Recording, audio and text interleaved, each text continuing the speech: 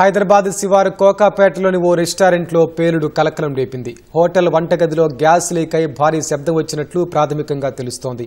ఈ ప్రమాదంలో 6 తీవ్రంగా గాయపడ్డారు. ఒకరికి 50% పైగా ఒళ్లు కాలిపోయింది.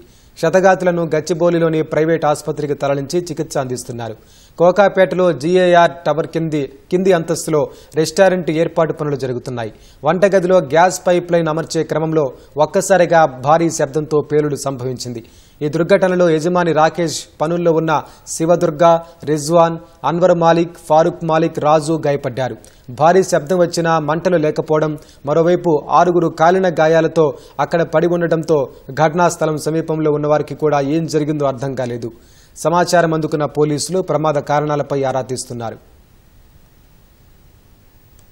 ఒక రెస్టారెంట్ కోసం ఇచ్చినటువంటి ప్లేస్ గ్రౌండ్ ఫ్లోర్లో ఉన్నది.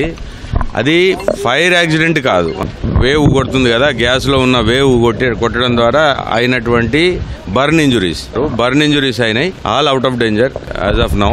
మైనర్ ఇంజురీస్ అయినాయి, ఒక్కతనికి కొద్దిగా ఎక్కువ ఇంజురీస్ అయ్యాయి. అది burn injuries with the causing wave. అది ఫైర్ ఇంజురీ కాదు, ఆ గ్యాస్ వేవ్ తోటి కొట్టినటువంటి injury, but that is also burn injuries. దాచి పెట్టే ప్రయత్నం దాగదు కదా.